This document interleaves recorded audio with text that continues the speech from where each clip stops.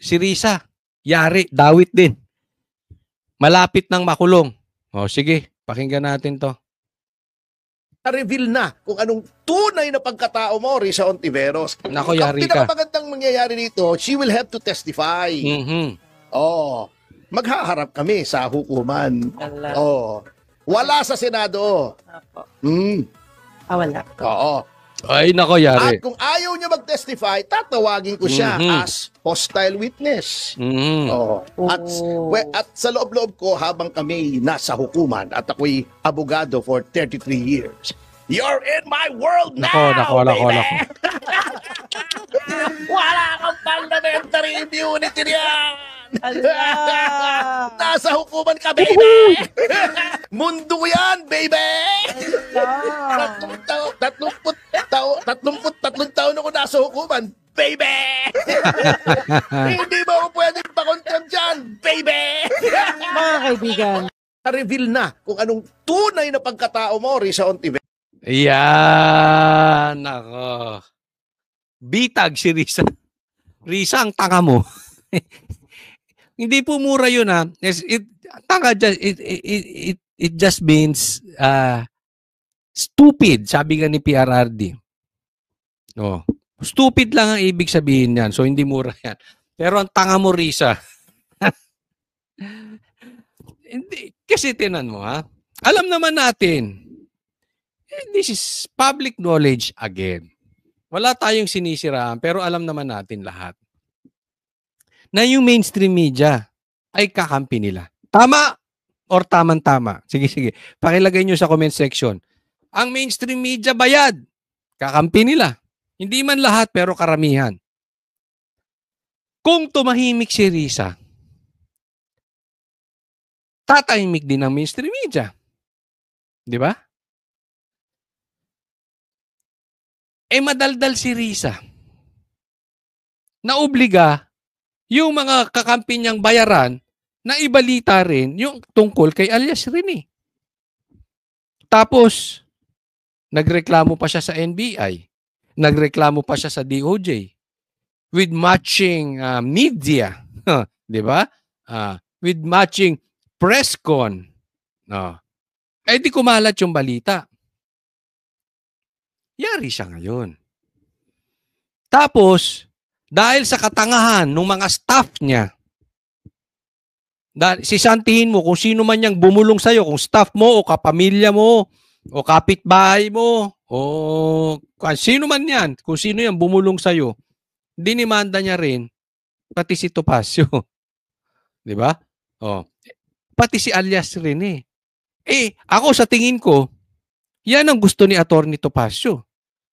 At ako sa tingin ko, yan din ang gusto ni alias Rene. Bakit? Mahirap kalaban ng senator, ha? Pero pag ikaw na mismo nireklamo niyan, nasa DOJ na yan, at magkakademandahan na, labasan na ng ebidensya. So ako naniniwala, ako paulit-ulit kong sinasabi, si alias Rene, isang katutakang ebidensya niyan. Gusto niyan yung ginawa ni Risa. Dahil mailalabas niya sa korte. Tingnan nyo, tuwan-tuwa si Atty. Topacio. Bakit? May hawak siyang ebidensya. At mailalabas niya saan? Sa korte. Kaya lang naman matatapang yung ibang senador, lalong-lalo na yung mga ibang congressman, kaya lang naman matatapang yan. Dahil may immunity sila eh. Hindi sila pwedeng mademanda. Kaya nga gusto niyan, hearing dito, hearing doon. Kahit mali-mali yung hearing nila, kahit parang tanga sila. Dahil, una, gusto nila mag-grandstanding, ang daming manunood. Lalong-lalo na yung mga congressman bobo na yan. Mga bobo naman yung mga yun eh. Tingnan mo, pagkaiba ang iniimbestigahan nila, walang nanunood. Kaya gustong-gusto rin nilang iniimbestigahan si Sara at si PRRD. Bakit? Ang daming nanunood, milyon-milyon. Di ba? Nakakapag-grandstanding sila. Kaya ngayon, gusto nilang ituloy yung impeachment dahil makakapag-grandstanding na naman sila. So kaya matatapang yung mga yan, hindi mo na pwedeng kontrahin. Gusto pa yan, nasagot sa yes or no.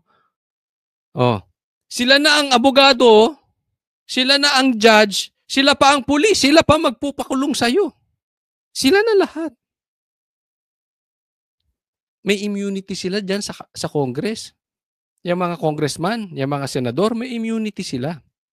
Ay, eto nga sabi ngayon ni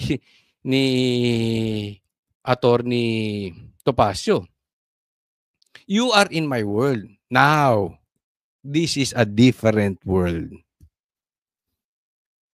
Korte yan. Hindi ka reyna dyan, Risa. Hindi ka pwedeng magsisisigaw lang dyan.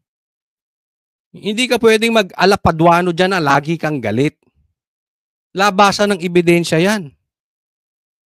Punto per punto yan. Hindi ikaw ang hari. Kasi yan ang ginagawa ng mga congressman tsaka ng mga senador, di ba? Sisigawan ka, ano magagawa mo ron? Pwede mo ba sila i-contempt? Pag pumalag ka, contempt ka. So magpasigaw ka na lang ng magpasigaw para wag ka i-contempt. Di ba unfair? Ay sa korte, patas. Kaya ako nasasabi, tanga, itong si Risa, at saka kung sino mang bumulong sa kanya, kung staff ba niya yun o abogado niya, bitag siya dito sa dalawa. Korte to. Ngayon, dun mo ilabas. Di ba sabi mo, nag-text si sa'yo? Si alias Rene, Risa? O, ipakita mo ron. Laban na kay ebidensya kasi according to alias Rene, hindi ka raw nag-text. O, sino nagsasabi? Sa tingin ninyo, sino ang nagsasabi ng totoo? So, ilagay nyo sa comment section. Si Risa o si alias Rene? Makukulo. Ako sa tingin ko, makukulong. Ito, pinoprotektahan lang naman to ng administrasyon eh. Makukulong to. Gasino ba naman? Sooner or later, magiging presidente si BP Sara. Isa tong nambababoy kay Tatay Digong.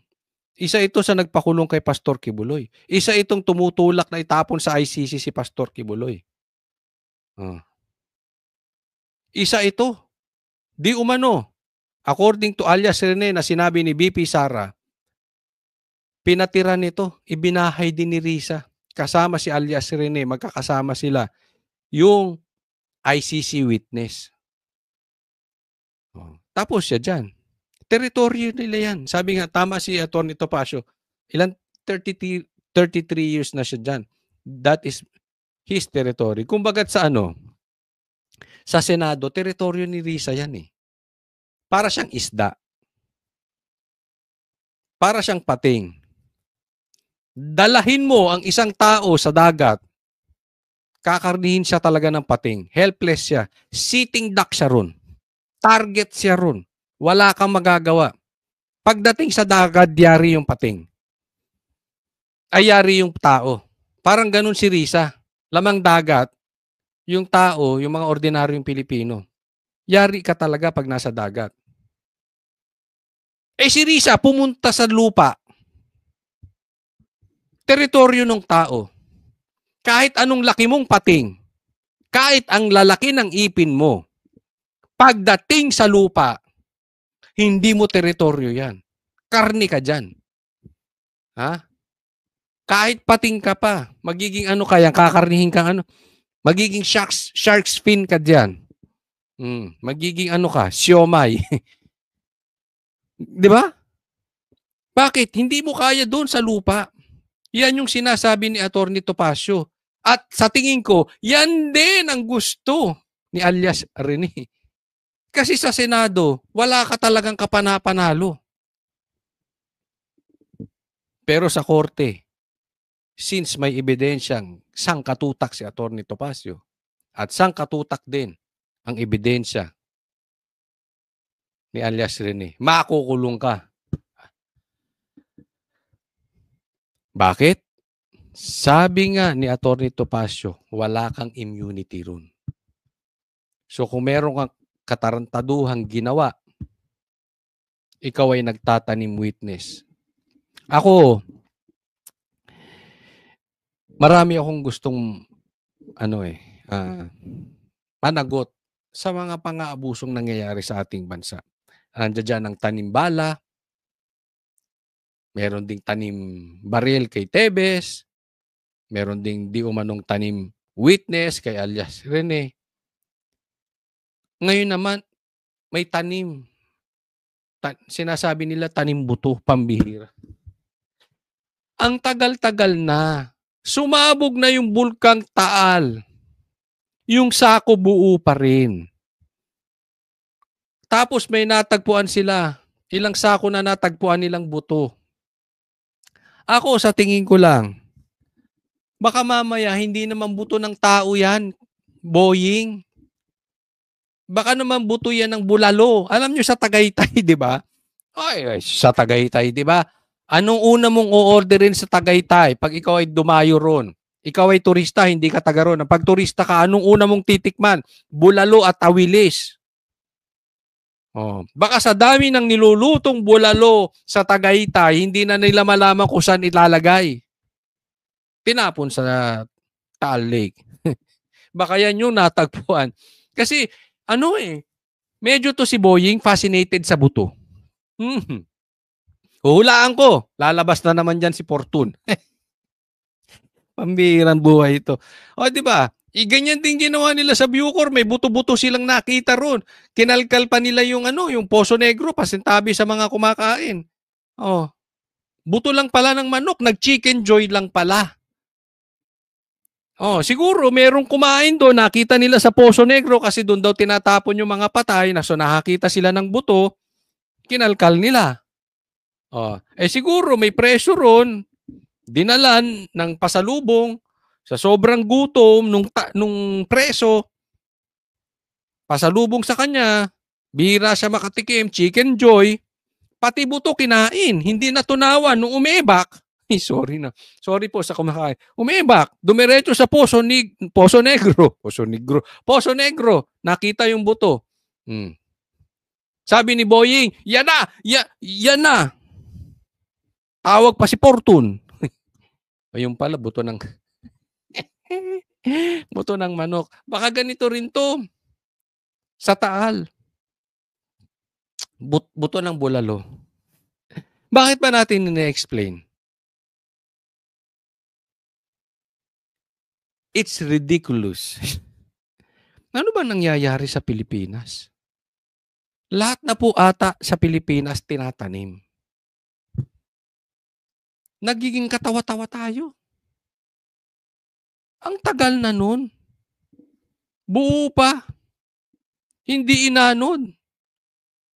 Buo pa yung sako. Tapos nung biglang may lumutang. On the first day, on the second day, dami nilang nakuhang buto. Hindi ba? Pagdugtong-dugtongin natin. Hindi kaya itong mga ito ay ugali talagang nagtatanim?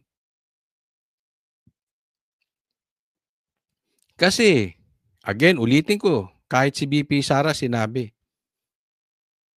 pati yung mga ICC witnesses, tanim.